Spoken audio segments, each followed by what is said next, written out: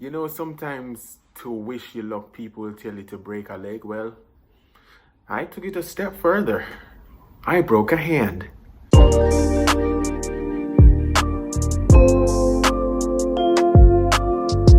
Hey guys, welcome back to my channel. I am Daniel Blake, aka Danny Beegie. Thank you so much for choosing to watch my video today. Before I get into the story though, if you haven't subscribed to my channel as yet, I would love if you do. And then during the course of the video or at the end of the video, you can like or comment or both and then share it. You know, we live in a free world. You can do what you want to do, but I would certainly appreciate it, right? So as you can see in the title, I'm going to tell you the story of how I broke my hand literally 2 days before I started university. Is it a sad story? Is it a funny story? I guess we'll find out. But just to give you a little background, so even though my entire life I loved sports, I loved media, and I really wanted to do it, during my high school life, I really didn't know like which direction I wanted to go in terms of career, because going into media wasn't a very popular thing. So we all know the common jobs, doctor, lawyer, business, all of that type of thing. So even though I loved sports again, I loved journalism and stuff, I was just confused, right? So I passed CSEC. I moved on to sixth form, and I was intending to do either business or IT, because my dad was like, my dad, why do I keep saying my dad? Like I'm from the suburbs in Mississippi, like my dad. Yeah, so daddy, no, that not sound right either. Anyways, the man who contributed to my birth, he was involved in the field of IT, right? So I was like, all right, I'll either do that or I'll do business. Fortunately, in lower sixth, I don't know how it happened, but someone from the Caribbean Institute of Media and Communications, which is CARIMAC, somebody actually came and gave this presentation to lower sixth at the time. And I remember it blowing my mind, and I was like, there's a school for this? Like, I didn't know about that, right? So I was just like, yeah. So my mind was set on it right after that. So moving on to sixth form, upper sixth, which is what, grade 13? So essentially moving from grade 12 to grade 13 for people who may not know what sixth form is. So you have upper and lower. So technically it's moving from grade 12 to grade 13 and then university or the working world. So in grade 13, in January or February, that's when you really know whether you are accepted into university or not. So this is January of 2013. So a lot of my classmates, you know, were getting emails and stuff from schools saying, hey, you know, we accept you, come on down. So people got into medicine, into business, into I think engineering, those type of things. So January and February is the real time where you get to find that out, right? So basically most of my classmates had gotten those emails, gotten those letters. Daniel never get none.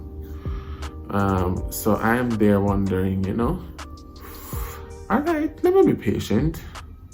So February ends, March comes around, March ends, and coming to, you know, April starts. All right, we're in the middle of April. I'm like, all right, I guess they didn't accept me. So I remember like just going home and just thinking about like, all right, what do I do now, because them not accept me. So I was thinking, all right, is it too late to try to get into like business management or something? IT, like I was just all over the place. And then I remember the day I got the email saying that I was accepted to do journalism. I was like, yes, yes, yes. Woo! Yeah, I was really excited. So I remember being so excited because this was essentially my dream. So school ends in June, and university starts in September. So enjoying my time off on vacation or whatever. So I go on vacation in August to family in Canada, right? So before I left, I was playing a football competition with my church, right? So some people were wondering, like, church football competition, huh? Yeah, there are several football competitions for churches and so forth, and I was playing for my church, right? So I was playing before, but I missed a chunk of games because, as I said, I went off in vacation in August. But I didn't stay the entire August. I had to come down to Jamaica and come down back to Jamaica. That just sounds so wrong, right?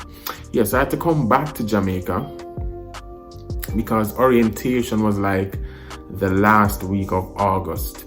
And I think it was like on a Thursday, if memory serves me right. So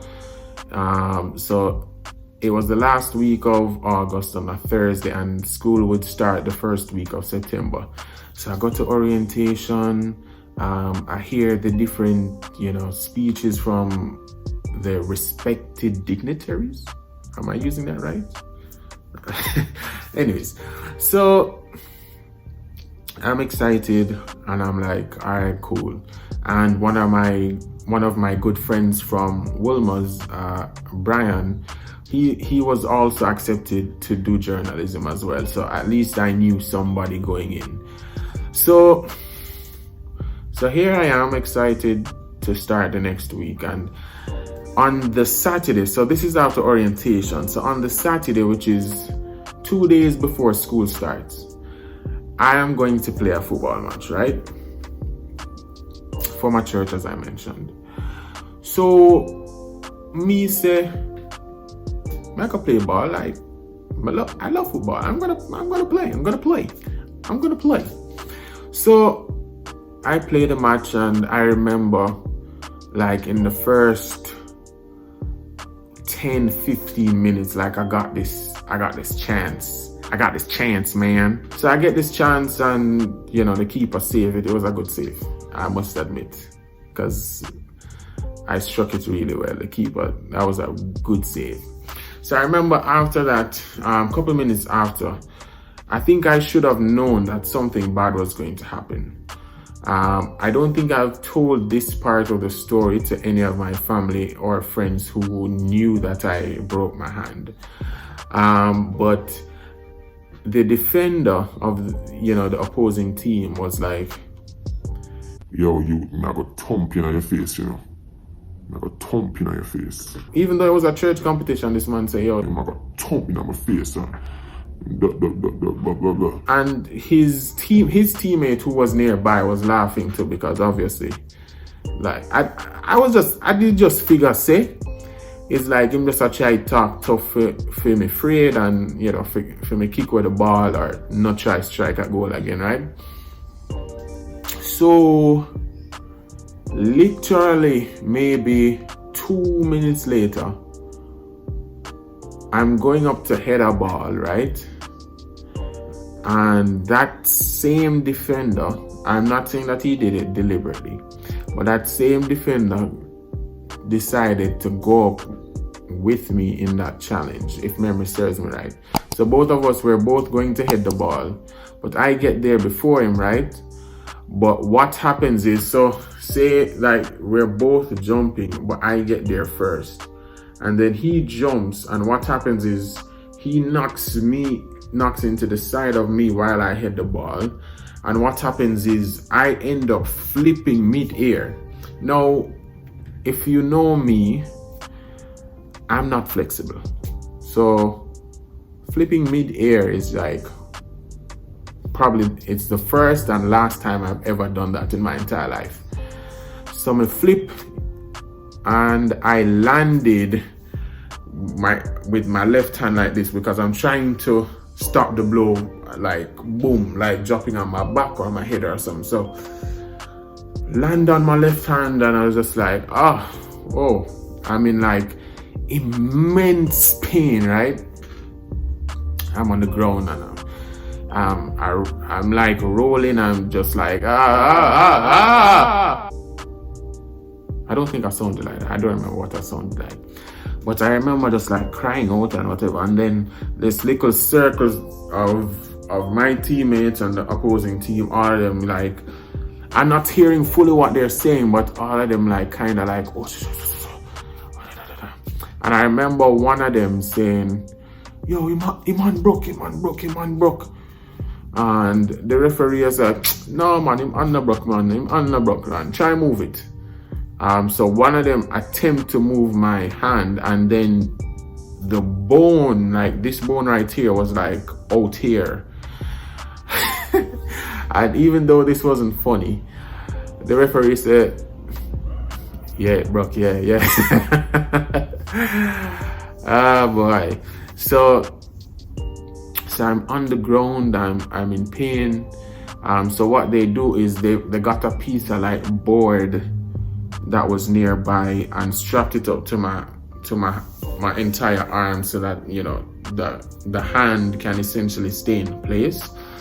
But I was in like extreme pain, so I think daddy did rush me to the hospital, right? But let me tell you, and if you have family or friends working there, I don't mean what I'm going to say in a negative way, but if you have a medical emergency, do not go to Andrews Hospital. Do not. I repeat, do not go to Andrews Hospital.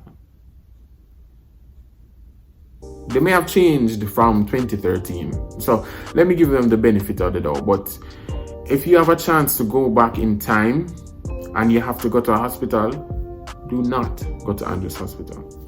And let me tell you why. I'm in immense pain. My hand is broken, tears flowing down my face, everything. So we get inside and, you know, we get to a nurse, and the nurse asks, what's wrong? And, you know, my dad says, you know, his hand is broken and he needs to see someone quickly. And she says, all right, please fill out this form. Strike one. So it's like, all right, fill out this form. All right, cool. So after we fill out the form, in my head, I'm thinking, all right, we're going to go to the doctor now and going to sort this out quickly to get rid of this pain. All right, so just have a seat in the lobby and then we will try to get with you as quickly as possible. Strike two. So I'm in the lobby with other people who have like emergencies as well, because people not in Andrew's lobby just are chilling and bills in. So I'm in the lobby crying because my hand is broken. I can literally see the bone that's here right now, it was out here, right? So I'm there crying, and the nurse comes and says, all right, you'll have to do an x-ray before you see the doctor. Fine. So we do the x-ray. I'm in pain and everything, and so after we did the x-ray, hear me now thinking, so we are going in the room now and the doctor are gonna say we bam. All right, please have a seat again in the lobby and the doctor will be with you shortly. Strike three. So, like, I think at one point I was just like all cried out. I was just, even though I was like in huge pain, like it never makes sense with crying no more. Like, I think all the water in my eye them, they just gone. and I was just like in huge pain. So finally a doctor comes to see me. He says, that the bone in my hand is broken and it's kind of displaced, but it's not major damage, so it will essentially heal by itself within the next 4 to 6 weeks. So he gives me an injection, I go into a cast, and so I remember getting to Andrews Hospital like after 1, because I think the match was like after 12 or so. So I remember it was early in the match. I got to Andrews after 1. I didn't leave Andrews Hospital till maybe about after 4, after 5. So I spent more than 3 hours at the hospital with a broken hand, in pain. First time anything like this happening to me before. So I leave the hospital and I'm in a cast, and I'm wondering, I wonder how school is going to work on Monday, because I did start driving at the time, but I don't know about you, but it's hard to drive with a broken hand, right? And a lot of people say, oh, you can do it with one hand. No, not really. No. So I'm in a cast and I'm just like, all right, I don't even know how I'm going to like get to school or anything, because I could take public transportation and stuff, but I just never want to do that. Like I love the freedom of like knowing that me in charge, if you get what I'm saying. So if you're waiting for a bus or waiting for like a taxi or whatever, you're on their time, they're not on your time. So even if them have like a schedule, they never follow that schedule all the time. Whereas when you're driving yourself, you go on your time. So I'm thinking about all that. So remember earlier in the story I told you about my friend from Woolworths, Brian, getting into Karamak as well. So he calls me on the Sunday and he checks on me. Like he randomly checks on me to ask, if I'm ready for school and everything like that. And I was just like, I'm not so sure because I have a broken hand and whatever. And he's like, what? How did that happen? I just told him, and I just said, I don't even know how to get to school, but I guess I'll figure it out. But apparently, Brian has a kind heart. So Brian says, I don't worry about it. He might go forward for me in the morning, so don't worry about it. And I was just like, random act of kindness from another human being. What? So and throughout the rest of September and the early part of October, because we had similar classes, Brian essentially would, pick me up from the yard and carry me home, which was pretty selfless if you ask me. It's not even like we were best friends, but he was just like extremely kind to do that. So Brian, big up yourself, mom. So I went to school the Monday. A lot of people like, oh my God, what happened? Because most of them saw me on orientation and I didn't have the cast, so coming to school with a cast and so forth. And some people, they treat me like me couldn't do certain things, like, let me hold the door for you. I have a right hand. But thank you so much. And then advice that people gave me, or like something to comfort me, I found it annoying at first, but then like looking back at it, I'm like, yeah, you're probably right. So one thing that almost everybody would say is, they would ask me which hand I write with, and I told them my right hand, and they say, oh my goodness, is a lucky thing says your left hand break. And I was just like, it's a lucky thing. I didn't want my hand to break in the first place. Like, what? But, you know, I'm right-handed. So that's a small blessing in all of that. So the fact that I was able to, you know, take notes and do certain things with my active hand was like really important. So it was a rough month and a half with like a broken hand, and I remember the physiotherapy. Oh my God. Like, I automatically thought that when your hand comes out of the cast, like everything is back to normal. I remember going to the physiotherapist, and I did not know how weak, like, not using your hand for a month and a half. Bruh. I remember I couldn't even pick up like a tennis ball. Like, I remember he was like, all right, so take up the tennis ball. I took it up, and it was just like, like that was tough. So building back the strength in my left hand was like so hard, so hard. But I did. It's fully functional today.